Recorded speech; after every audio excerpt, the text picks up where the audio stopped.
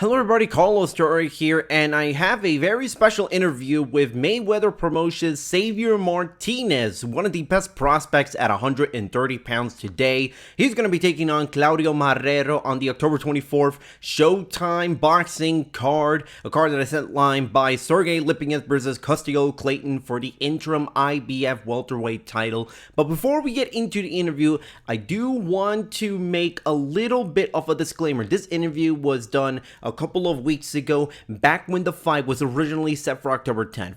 Obviously, with the visa issues that Sergey Lipinets' original opponent faced, the fight was moved to October 24 before they opted to just bring in Custio Clayton to fight Sergey Lipinets. So there might be a couple of things that might be outdated as far as the mentioning of the date of the fight, but without further ado, here's my interview with Mayweather Promotions Xavier Martinez.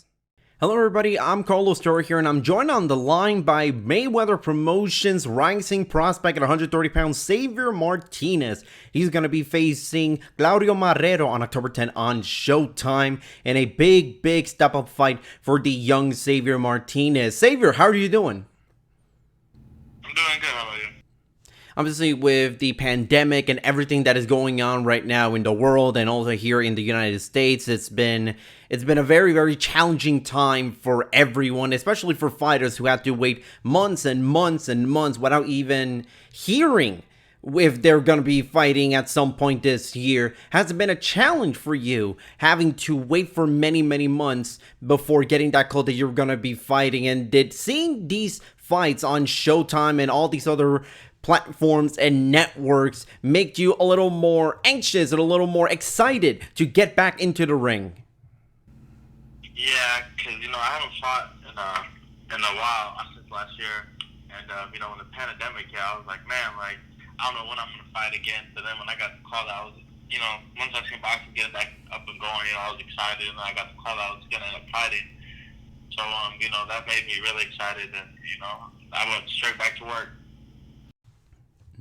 Now, as I mentioned, the pandemic has certainly given a lot of fighters a lot of time off, not having to prepare for fights and everything. But during your time, during this pandemic, this summer, have you been able to find time to sort of fine-tune things in your game? Has it given you an opportunity to sort of improve in ways that maybe a regular training camp wouldn't have given you that opportunity, given that it's not more preparation for a fight instead of trying out new things or fine-tuning, a couple of things here and there? Not really. I mean, every day, I work on my craft. So, the pandemic didn't change much of that because, this is, it's my job, so I have to constantly work on, my craft. So, no, it didn't really change much, but, just, having to do things a little different as far as, with training involved, as in, being clean, and, not that many people in the gym and stuff like that. Now, obviously, with this fight against Claudio Marrero, obviously he's an aggressive fighter. He puts a lot of pressure on his opponents. He can be heavy-handed at times throughout the last few years, especially. How do you deal with that kind of aggression and that type of fight that Claudio Marrero usually brings every time he steps into the ring? Just go in there and, apply everything that, that I've known through, my experiences, what I work on in camp, and, just go out there. My thing is go out there and do my job and have fun, and, just staying on top of my game and not, I call it falling asleep, don't fall asleep, and then no matter, if I'm winning, and, just stay on top of my game because I know he's going to bring it.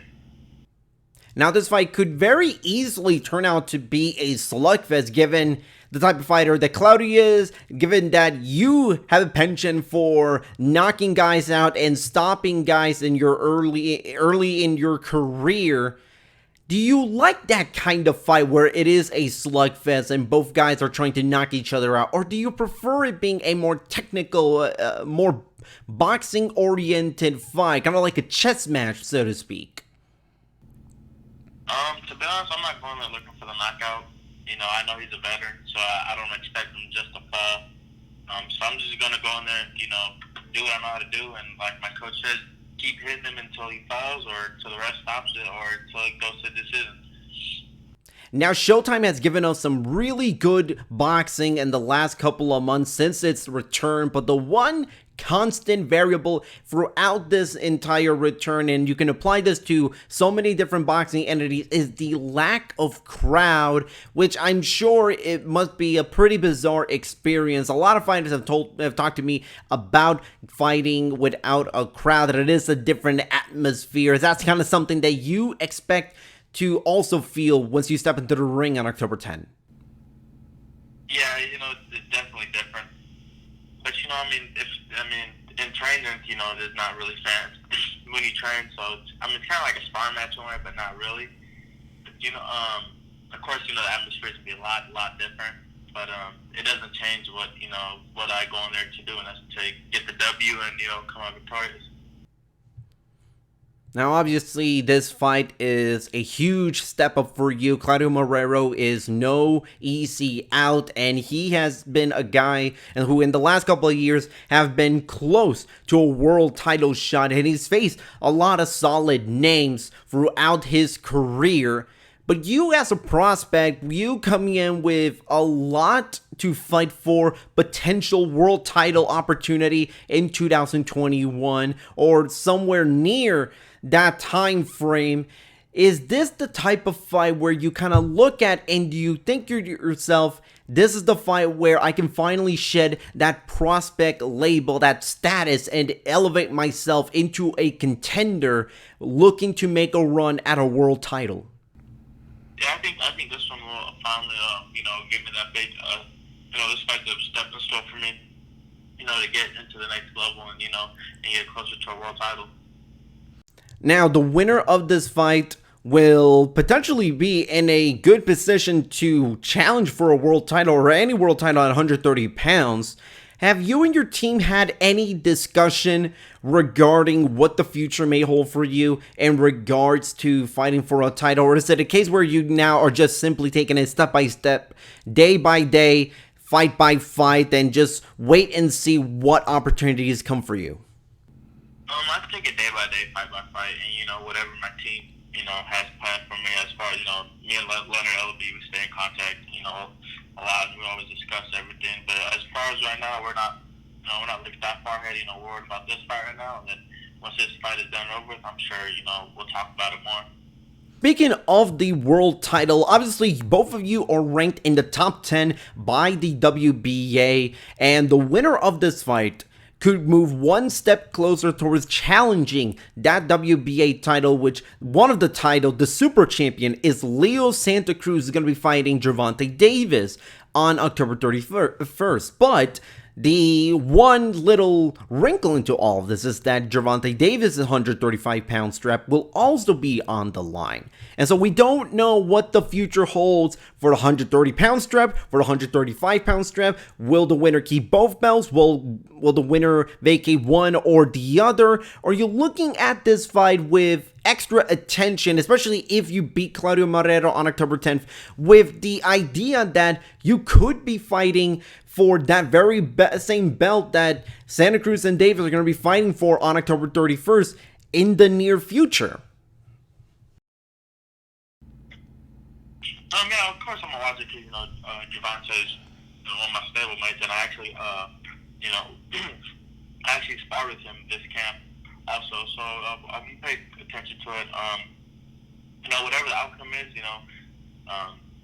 play it by ear, but it doesn't matter, who's the champion, either way, I gotta go in there, go take what's mine.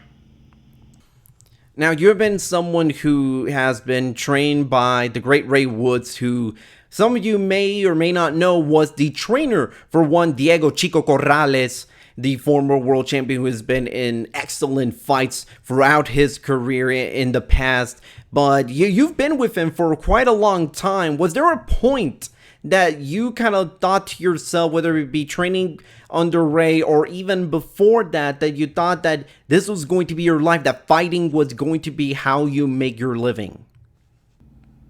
I would have to say maybe when I hit, maybe when I was 13 is when I realized I really wanted to do it for a living. of course, being younger, you don't really think about it. You just worry about, you know, being a kid and stuff like that. But once I started to get older, then I realized I wanted to do it for a living, and I think I'm doing a pretty great job at it.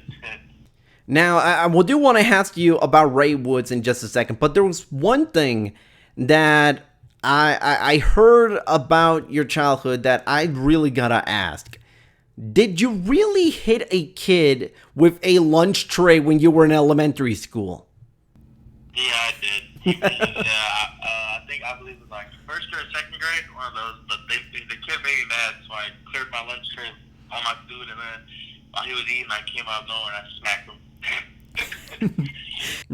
him. Now, what did he do that made you so mad? Did you just want to clear out your lunch tray and just hit him?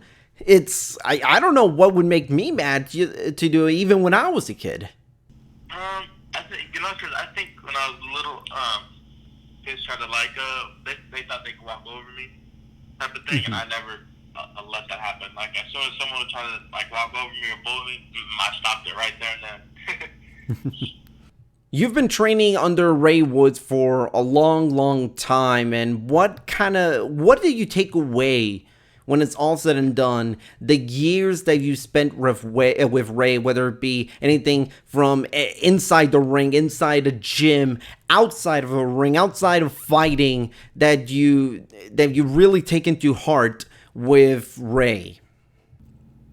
I've learned so much from Ray. I've been with Ray for I think going on 16, 17 years, something like that. So I've learned a lot of stuff, and I've also learned just through, his story that, he brings about Chico and how Chico was brought up into it. And, he said there's similarities between me and him. So, more Ray's a coach, but then he's also like a second father figure in my life. Now, where did that trainer-fighter relationship start between the two of you? So when I was little, my dad had a coworker that worked at Ray's gym, and he brought me in there.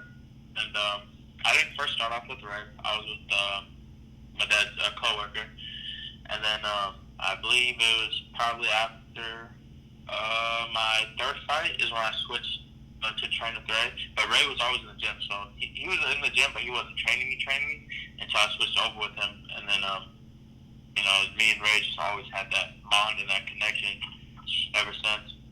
Now, as we are just days away from the fight against Claudio Marrero on Showtime, what would it mean to you to finally get to that next level and potentially challenge for a world title down the line with this win over Marrero?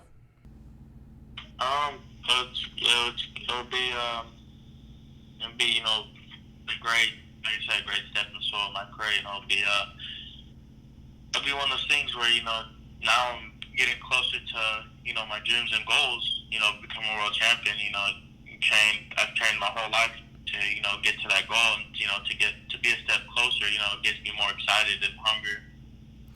Now, obviously, the pandemic has given all of us so many different challenges in so many different ways. Has it forced you to kind of adjust things on the fly or make changes to your training, whether it be your daily regimen and just staying in shape, or this training camp proper in preparing for Claudio Marrero? I wouldn't say the pandemic made it tough, but since I'm in California, we had a bad, I believe maybe 3 weeks of bad smoke due to the California fires, so I had to deal with that. But other than that, I haven't really had any, problems as far as training due to the pandemic.